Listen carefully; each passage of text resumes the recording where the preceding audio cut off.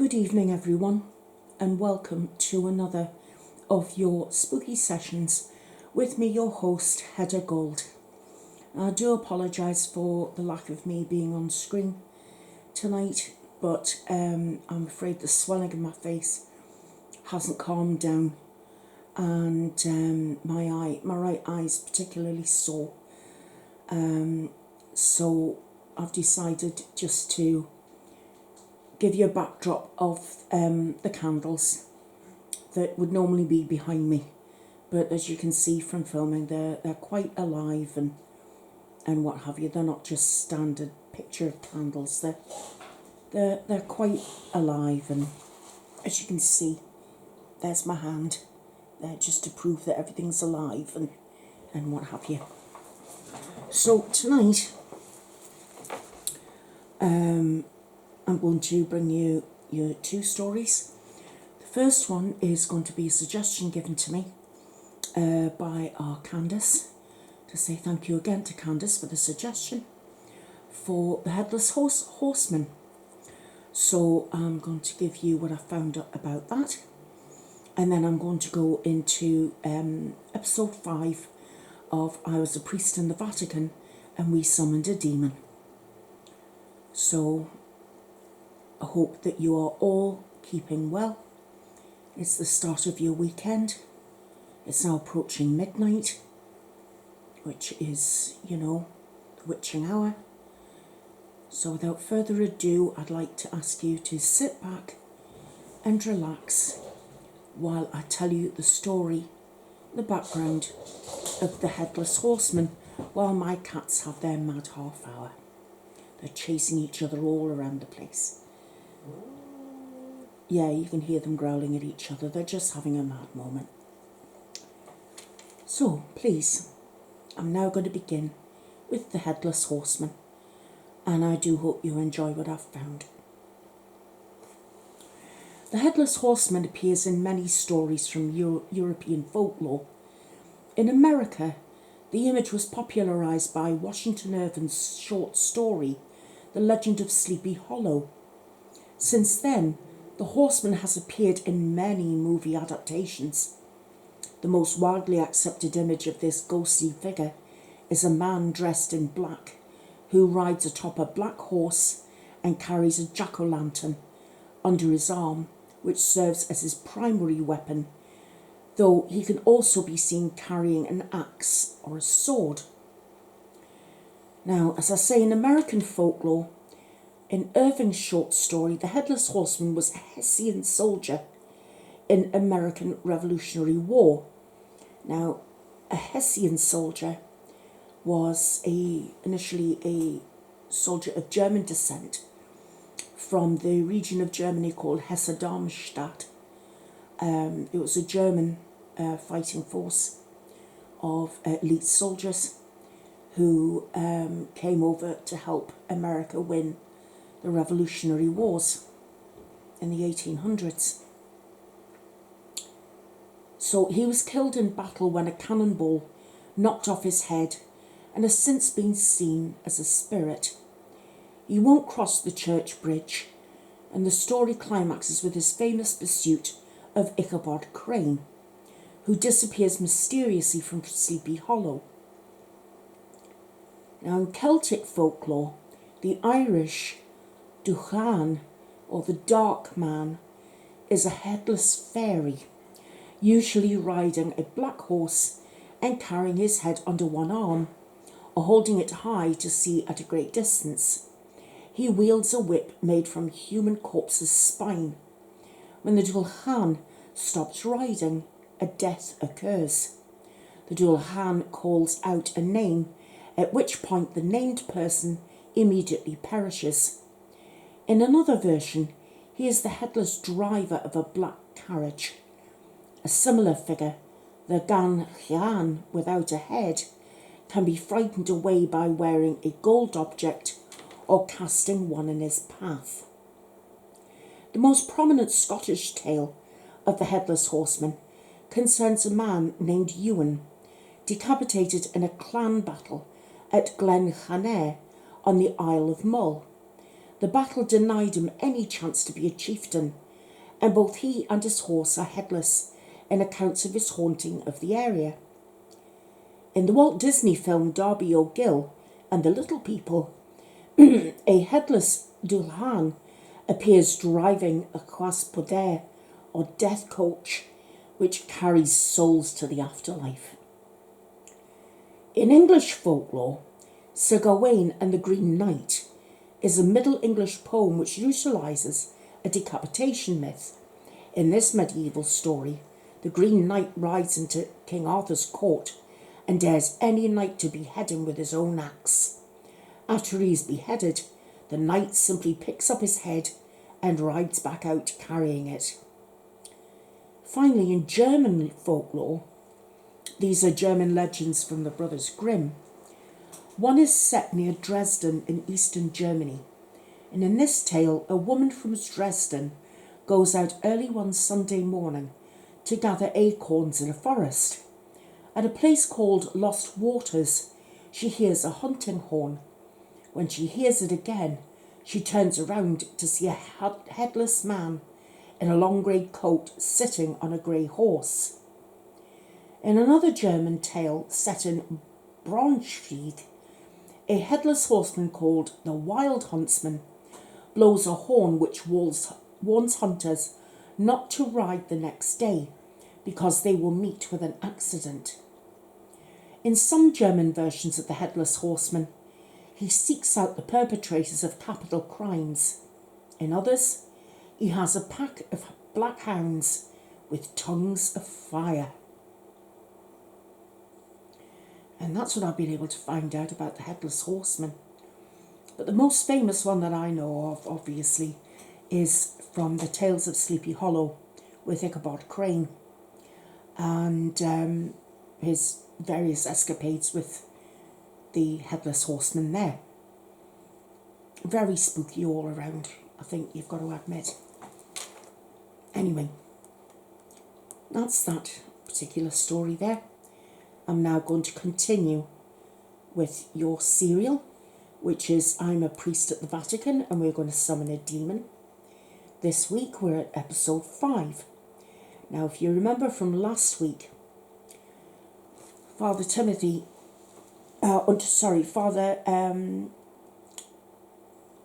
Edward Thomas was introduced to the Blessed Timothy Crestfall, who Jorge Chavez introduced to him as the last remaining angel. And I think everybody was left a bit agog. Father Thomas sort of standing in the presence of an angel. So that's where we left off last week. So to continue, here we go. Jorge says, "This is the last surviving angel in this temple." My ears scarcely can inform my mind what Jorge means before the next phrase escapes my lips. Angels, not physical beings. I know this as saints, angels, and so forth live in heaven. Jorge shrugs. Yes and no. Jorge heaves a sigh and moves to a small first aid box near the waters. As Timothy puts it, angels are of one existence, and man has their mind, body and soul, your mental health, your physical health, and your spirit. You know? The Holy Trinity, I clarify. Jorge stops for a moment, eyes going wild in revelation. Oh, yeah. My face falls now as I'm uncertain whom is informing whom. Well, a man has those 3 separate things, but for angels it's all one. If you can damage an angel's body, it harms as well as their soul. If you harm their mind, it can affect their body, and if you harm their soul... Jorge sighs as he hands Timothy some headache medicine. I turn my attention to Timothy, who takes 4 pills and swallows them without water. So, someone I begin, but am interrupted as Timothy finishes my thoughts. Destroyed every angel's physical body. They are now trapped in heaven. He winces, grabbing a hold of his head. Javes, we agreed without the water, didn't we? Jorge nods. Let's get you to bed. Timothy walks but stumbles, Jorge moving to him. I notice Timothy's eyes clamp down in pain, a tear or two rolling down his cheek. He is sobbing again. I can hear him. Father, please stop. I'm trying. Despite my hearing the term father often, something tells me I'm not the one who he's talking about. He's sobbing? Timothy's eyes are wide and now frightened. He who is called I Am. Jorge nods. Timothy is descended from Enoch. That means, before Jorge can finish, I'm by Timothy's side and helping him to his feet. He speaks for God, yes? Jorge nods. I can't. I listen to him. I listen to his old words. They're bouncing around in my head, so only after the waters heal me. I hear everything, his unanswered words, unspoken for over 300 years. Timothy's eyes close as he shouts now, tearing my head apart. Body, mind and soul all in one, not separate. That is what Jorge said. So despite the physical injury, they also wound Timothy on the other fronts. Where is your room, Timothy? You need rest. Timothy shakes his head. The demon, You're in no state to chase demons. You must rest. You cannot run half-cocked. Timothy grits his teeth. I can push through it. I have to. If I fail, we are all doomed. His shoulders burdened by the weight he must carry. I look to Jorge, who helps me carry him forward. Proverbs 12:25 rings through my mind. An anxious heart weighs a man down, but a kind word cheers him up. Perhaps between Jorge and I can tend to his damaged mind and soul. Timothy, hear God's words. Do not worry about tomorrow, for tomorrow will worry about itself. Each day has enough trouble of its own. Timothy turns, his blue eyes burning with intensity, fear, and a glimmer of hope. For the moment I turn away, feeling a blush in my face. I recall Sodom and now understand why so many were drawn to the angels God had sent down to the ancient city. My lustrous strained. As always, I think of God's strength. Cast your cares on the Lord, and he will sustain you. He will never let the righteous fall. I glance back to Timothy. That means you. Timothy chuckles, still through the pain. We arrive at a room with a pair of cots. Jorge and I lay Timothy down on one. After Timothy seems more at peace, we leave him to rest. I must get to the others in the Vatican. Jorge sighs. Yeah, about that. Timothy closed the doors. So let's open them, I explain, making my way to the temple's entrance. Jorge follows behind me, trying to explain as he goes. We can and can't. Timothy has better control over where they open, but when we open, they go to the place we desire to be. So for you, if that's the Vatican, it should work, but as Jorge and I reach the doors, I go to open them, only to find them locked shut. Jorge sighs. They don't always work for us. Glancing to Jorge, I step away from the door. Can you? Jorge shakes his head. I'm not able to open them any more than you are. He moves to the doors and tries, but they don't even jostle. I heave a great sigh. How long before Timothy will be well enough to open these gates? Jorge looks to the doors and then back down the corridor we'd exited. Last time it was 3 days. A sense of irony washes over me.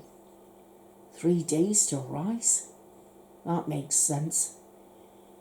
Well, a more pressing matter than what do we do until then? Jorge just beams at me despite the situation. You hungry? Perhaps I am a spoiled man, but 3 solid days of spam and rice is far too many solid days of spam and rice. Regardless, food is not an issue through the 3 days leading up to Timothy's full recovery. Throughout the time there, he seemed to suffer less and less, and even wandered out of his room.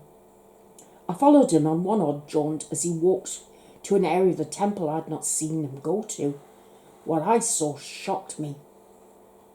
Timothy standing at the edge of a marble cliff is the only way I can describe it. I looked beyond me to see the outside of the temple. Massive was a poor word to describe its towering spires and colossal pillars. But outside of this temple, it all came to an edge, an end, so to speak. The marble floor continued until it didn't, and then ended in a massive black void. The sky full of stars and darkness and nothing more. Where are we? I ask him. Timothy doesn't address me but stares off into space. The expanse, everything God made, is before us.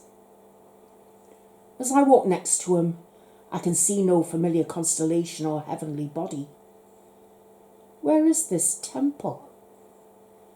Timothy continues to stare.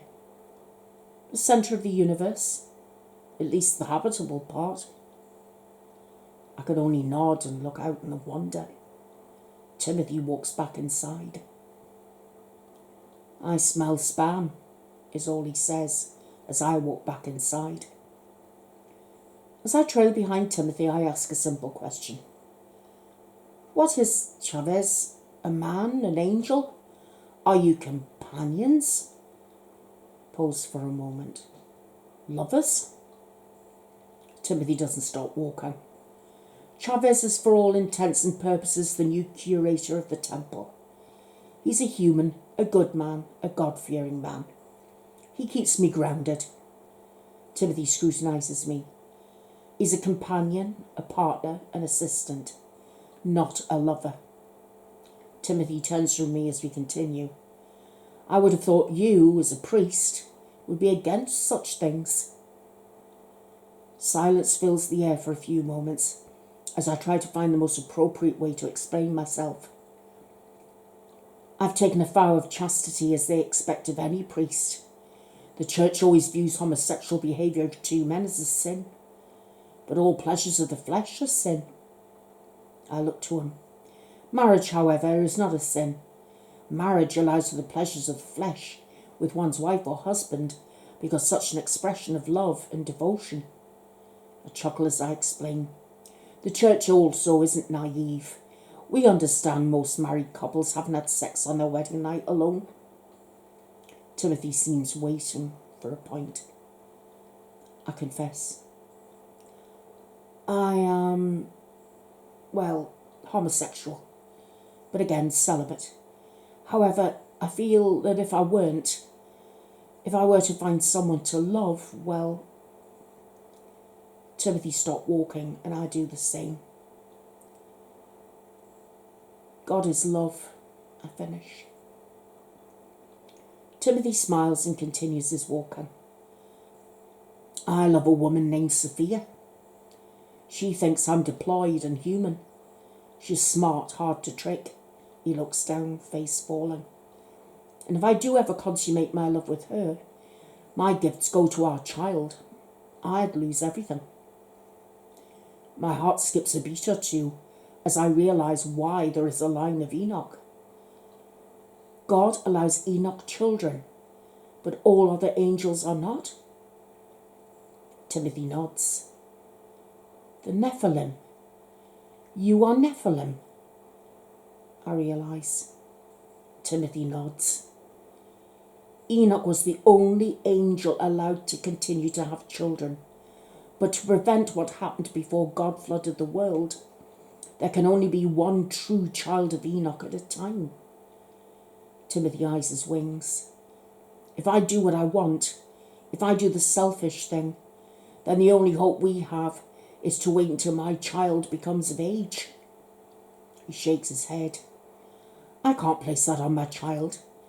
I can't even accept that someone has placed it on me. He looks back into the expanse behind us. So I'm also kind of celibate. Timothy didn't speak for the rest of that day, and I didn't pry into the matter further. On the third day, Timothy emerges composed, wearing another black coat and heading right for the doors before even saying a word to Chavez or myself. The time for resting is over. She's gotten enough of a head start, Timothy announces. I follow with Chavez, getting my vestments. Timothy, if I may, I suggest we go to the Vatican. I can retrieve my tools, perhaps bless them with the waters here, and then we must make haste to the succubus's destination. Timothy glances at me as he opens the doors to the prison. Are you sure of where she's going? Where she'll be headed, without a doubt, I explain. We make our way out of the prison level, and I see the debris still lying around the floor, construction crews still working on repairing what the succubus had done. I thought they would have been further along cleaning this up, I mentioned as I passed by several halls. Only a day passed here on terror while we were in the temple, Timothy informs. Chavez nods. Time is funny in there. After collecting several tools needed and informing the other pastors where we were off to, we headed back to the temple. Timothy addresses me before he enters the doors. In order for you to get to where the succubus is, we need to find the exact location in your mind. I'm aware of the location, the Cathedral of the Holy Cross in Boston. She'll be in the city, and I know that church well enough, I explain. Can you remember the basement? Timothy asks. Well enough, I recall. Timothy places his hands on my shoulders once we're inside the temple and shuts the doors. Think of the location, he instructs me. I close my eyes, picturing the basement of the church. Timothy opens the doors, and before my eyes were where I imagined us to be. We step out of the basement and make our way up to the main floor. I turn to Timothy and Jorge. I must explain why I'm here again, I'm sure, but if anyone else, just state you're my assistants. Jorge nods and says, I'll stay down here, make sure no one closes the doors. He stays behind as we head upstairs. As we enter the main hall, the priest of the cathedral greets me, to my surprise. I doubt he's had the time to get any contact from the Vatican. Ah, Father Thomas, I'm happy they sent you. I recall the priest as Father Connor Walsh. A handshake ensures, and I clarify. I was in the area, Father Walsh. I'm not sure who you're talking about sending for me. Father Walsh looks at Timothy and then me. Well, the exorcism request. Confusion crosses my face before Timothy interjects. Possession? Who is possessed? Father Walsh frowns. It's the young Jason Miller Jr., I'm afraid. The blood rushes from my face. Jason Miller. Was his father David Miller? Mother Sarah Baker? Father Walsh smiles. Yes, so you received my request. What's their address, Father? Timothy demands. Short cab ride later leads us to a series of large row homes. All the same, red brick buildings and concrete stoops. I inspect the address on the paper. I spot the proper house number, and with Timothy behind me, I knock on the door. Less than a minute passes as someone opens the door. A middle-aged man with brown hair and familiar green eyes stands before me. Yeah, listen, we already go to church, so if... They told us there may be a possible possession here, I interject. Oh, Jesus Christ, fucking Mary. The man stops himself. Sorry, Father. My son's been acting up, playing hooky and shit. She called the church and I've more pressing matters in the house. I've a few unis on the way to button it up. We didn't mean to trouble you. From his manner to his foul mouth, I ascertain he is the succubus's child. Jason? Jason laughs. It's nothing the church has to worry about. Just caught this prowler out in the backyard. A mental health patient or homeless. She's harmless. I have her cuffed in the dining room. As I said, the cops will be by to take care of her. I clear my throat. Mr. Miller, if I may, the possessed child is the one reason we're here, but the woman is another. Jason shakes his head. Father, listen, now isn't a good time. She claims to be your mother, yes, but she's been away for some time and has wanted to see you. I speak hoping I can get by his defences. I've no desire to have Timothy force his way past the man. Jason stops for a moment, looking the two of us over. How the fuck? He steps back. Listen, if she's your... Then, look, take her, I guess. The two of us walk in after being shown into the dining room, where we spot the succubus handcuffed and sitting at the kitchen table.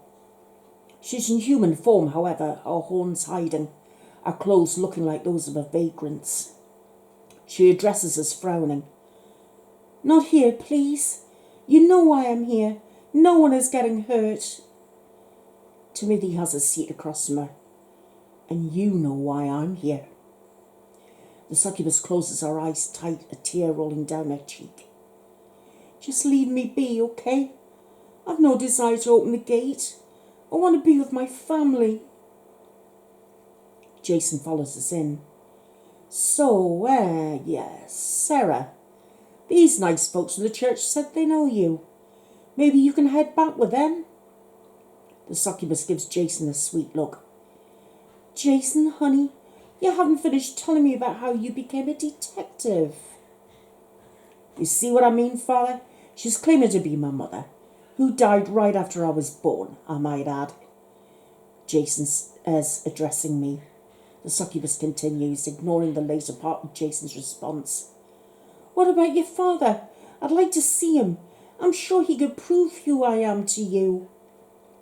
Jason narrows his eyes. Yeah, sure. Why not go visit him? He's out in Forest Hills.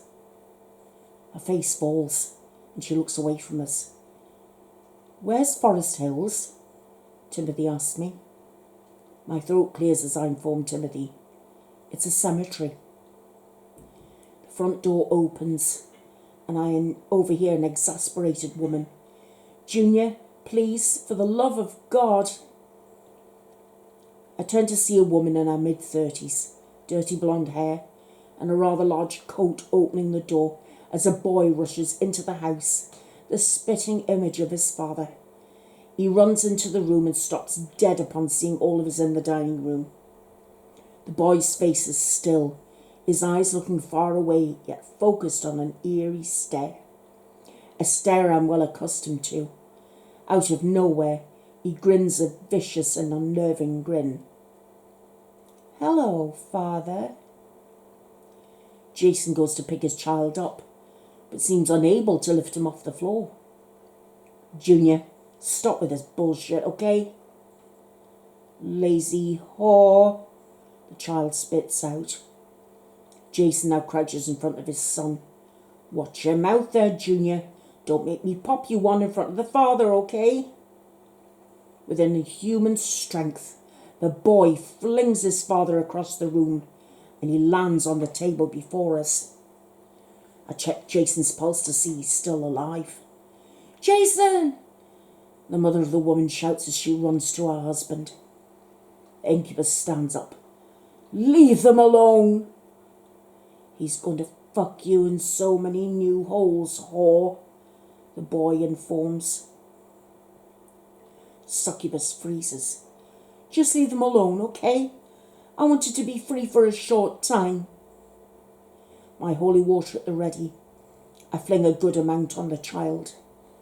I can hear his screams, but before I can say another word, I hear a sickening crack. The boy has broken his own thumb.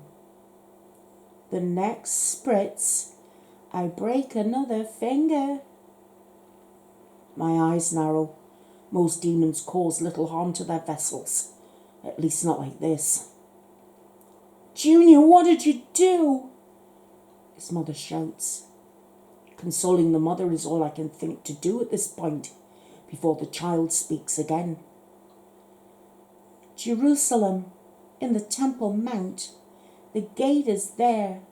The seal needs to be broken. His hand moves to another finger. Or I break the child.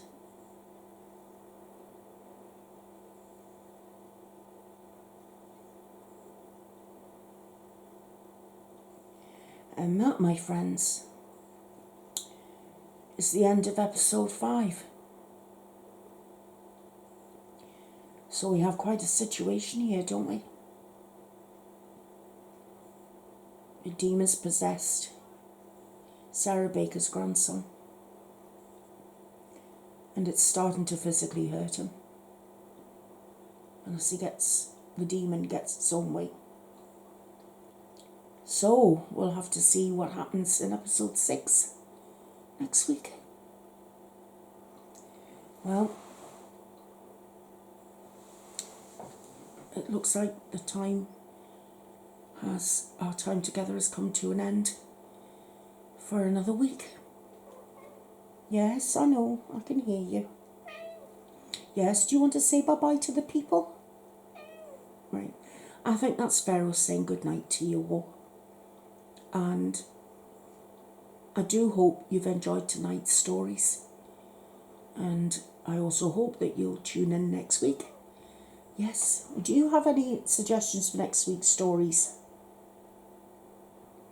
No, he doesn't seem to.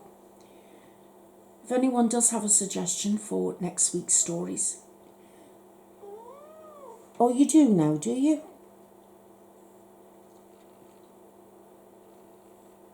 You know, it's funny, my cat talks like that all the time. You can meow at the end of every sentence. Anyway, sorry for the interruption. If you do have any suggestions for next week's story, please let me know if you write it in the comments. Please could you check that you're still subscribed, and please could you check that you've got the bell dinging so that you're notified when I upload a video. I don't know what's happening with YouTube recently. I found that people have come to me saying that they've been unsubscribed from me and they're having to be resubscribed. People are saying they're not being notified when I upload a video. The one thing I want to reassure you is that I don't ever ask anyone to subscribe. I want to make that very, very clear. That's up to anybody who wants to be here. You either want to be here or you don't. I would never ask anyone to subscribe. That's optional. But if you are here, please could you just check that you're definitely subscribed and that you've rung the bell so that you are notified when I put up a video. Thank you so much. And I want to thank you for being here. I want to thank you very much for watching and for tonight listening to me as I've read tonight's stories. I do hope that you enjoyed them. Hopefully by by next week my eye would have calmed down enough so I could be back on camera again. So if you could, I've got to tell you, one of the reasons why my eye is so bad is because I did spend a lot of yesterday crying. The news about my friend Lorraine isn't good. And you probably think, well, crying isn't going to do any good, but I'm just terrified of losing my friend, that's all. I'm human like everybody else. So that's probably contributed as to why my eye's so sore today. Right, my friends. I want to wish every single one of you the best weekend that you can possibly have, considering the situation that we're in. And I will see you all again very, very soon. Take care. Stay safe. And I love you all. Bye-bye for now. Bye-bye.